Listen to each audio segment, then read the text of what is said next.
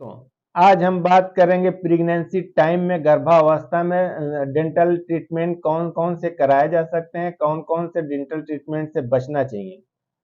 जैसा कि पिछली वीडियो में हम लोगों ने देखा कि हाइजीन की वजह से, यानी मुंह की गंदगी की वजह से, मुंह की बीमारियों की वजह से, मसूड़ों की बीमारियों की वजह से किस तरीके से एक प्रेग्नेंट वीमेन, एक गर्भवती महिला किस तरीके से प्रभावित होती थी। बच्चा और माँ और बच्चे के लिए किस तरीके से नुकसान पहुंच रहा था मसूड़ों की बीमारी की वजह से, गंदगी की वजह से। उसका लिंक मैं डिस्क्रिप्शन में डाल दूंगा, वहां से आप लोग देख सकते हैं।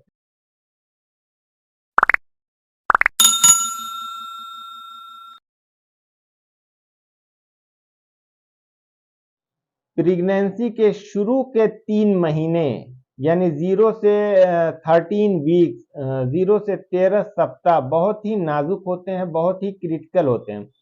इस हफ्ते में, यानी इस ट्राइमेस्टर में एक गर्भवती महिला को बहुत ज्यादा केयरफुल रहने की जरूरत है, बहुत ज्यादा सावधान रहने की जरूरत होती है, क्योंकि इसी ट्राइमेस्टर में, यानी फर्स्ट ट्राइमेस्टर में गर्भपात के, मिसकैरेज के, प्रेगनेंसी के नुकसान के 80% केसेस, यानी 80% मामले सामने आते हैं।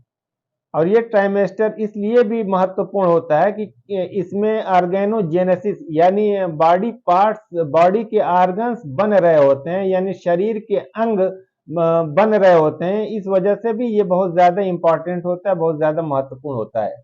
इस ट्राइमेस्टर में महिला को बहुत ज्यादा केयरफुल रहना चाहिए, बहुत ज्यादा सावधान रहना चाहिए, और ज्यादा से ज्यादा आराम करने की कोशिश करें। लंबे सफर से बचे, ट्रैवलिंग से बचे, भारी काम करने से बचे, ओरल हेल्थ को मेंटेन रखे, साफ सफाई का ध्यान रखे। इस ट्राइमेस्टर में एक बार अपना जरूर डेंटिस्ट के वहां आप अपना ओरल चेकअप जरूर कराएं। ट्राइमेस्टर में स्केलिंग, फीलिंग जैसे काम कराए जा सकते हैं, जैसे कि मुंह की सफाई, मुंह में गंदगी है तो उसकी सफाई किया जा सकता है, मुंह में सड़न है, कैविटी है, केरीज है तो उसको मसाले से भरा जा सकता है। यदि कोई मुंह के अंदर ऐसी बीमारी है जिसके लिए सर्जरी की जरूरत है, जिसके लिए लंबी सीटिंग की जरूरत है, जिसके लिए एक्सरे वगैरह की जरूरत है, तो उस कंडीशन में अगर ये पॉसिबल हो, अगर ये संभव हो, तो उसको पोस्टपोन किया जाए डिलीवरी बाद तक के लिए। नहीं तो कम से कम सेकेंड ट्राइमेस्टर तक उसे पोस्टपोन किया जा सकता है।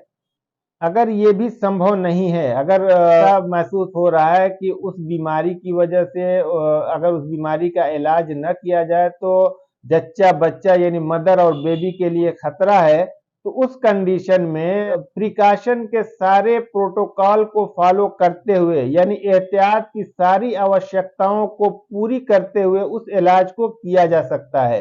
कभी कभी मदर और बेबी की सेफ्टी और हेल्थ के लिए ट्रीटमेंट को टालना जरूरी होता है, तो कभी कभी मदर और बेबी के हेल्थ और सेफ्टी के लिए ट्रीटमेंट का करना भी जरूरी होता है। तो जहां टालना जरूरी है वहां टाला जाएगा, जहां करना जरूरी है वहां किया जाएगा। फर्स्ट ट्राइमेस्टर में चूंकि ऑर्गेनोजेनेसिस हो रही होती है, यानी ऑर्गेनोजेनेसिस होती है, बॉडी पार्ट्स बन रहे होते हैं, तो सेकेंड ट्राइमेस्टर में उनका ग्रोथ हो रहा होता है, यानी वो बढ़ रहे होते हैं, उनके साइज बढ़ रहे होते हैं, उनके वजन बढ़ रहे होते हैं।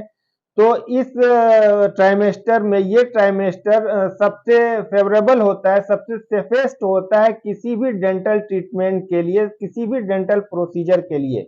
में भी आप डेंटल ट्रीटमेंट करा सकती हैं, डेंटल प्रोसीजर करा सकती हैं, लेकिन मिडिल ऑफ थर्ड ट्राइमेस्टर, यानी कि थर्ड ट्राइमेस्टर के बीच से 30 हफ्तों के बाद, चूंकि बेबी का वेट ज्यादा हो जाता है, तो उसकी वजह से मदर को डेंटल चेयर पे बैठने में या लंबी सीटिंग लेने में दिक्कत होती है, जिसकी वजह से बेबी प्रेशर होता है, तो बेबी को नुकसान पहुंच सकता है। इस कंडीशन में अगर ये संभव हो तो उसको डिलीवरी बाद के लिए पोस्टपोन करें, क्योंकि अब कुल 1 से 1.5 महीने तक का मामला है। 1 से 1.5 महीने तक उसे मैनेज करें और उसे पोस्टपोन करके उसको डिलीवरी बाद प्रोसीजर को अंजाम दिया जाना चाहिए। जब कोई गर्भवती महिला, प्रेग्नेंट वीमेन किसी डेंटिस्ट के पास किसी डेंटल बीमारी, किसी दांतों की बीमारी या मसूड़ों की बीमारी के लिए, उनके इलाज के लिए जाती है, तो जरूरी है कि उस महिला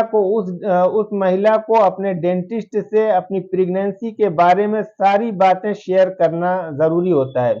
जैसे कि प्रेगनेंसी के कितने टाइम हुए, कौन से ट्राइमेस्टर चल रहा है, कौन सी प्रेगनेंसी है, पहली है, दूसरी है, इत्यादि।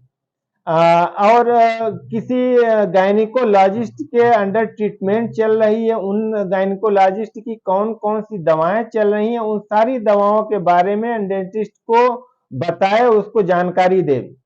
क्यों कि डेंटिस्ट को प्रेगनेंसी की जानकारी होने के बाद डेंटल ट्रीटमेंट के लिए और दवाएं देने के लिए इजी हो जाता है, क्योंकि दवाएं, हर डेंटल प्रोसीजर प्रेगनेंसी की कंडीशन में, प्रेगनेंसी की हालत में, गर्भ की हालत में नहीं किया जा सकता है, जिससे कि नुकसान हो सकता है। ध्यान रहे, स्वस्थ मां के पेट से ही स्वस्थ बच्चा जन्म लेता है।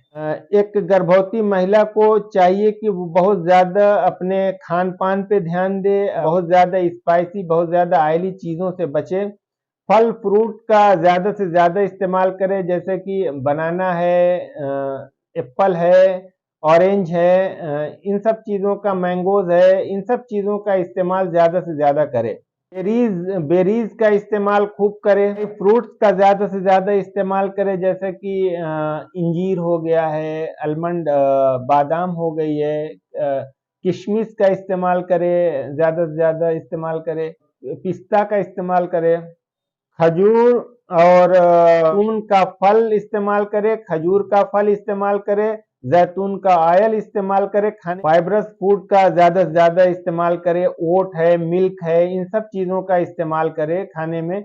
क्योंकि आप जितनी सेहतमंद होंगी उतना सेहतमंद आपका बच्चा होगा। आपके द्वारा खाई हुई चीजें, आपके द्वारा न्यूट्रिशियस फूड लेने से, पौष्टिक वजह से आपके बेटे का और आपके बच्चे का डेवलपमेंट हो रहा होता है। आपके बच्चे के सेहत के लिए भी वो जरूरी होता है। भी खाली पेट न रहें। पढ़ी अगर आप फॉलो करती हैं तो इससे आपकी सेहत भी अच्छी होगी और आपके बच्चा भी सेहतमंद होगा, खूबसूरत होगा, इंटेलिजेंट होगा।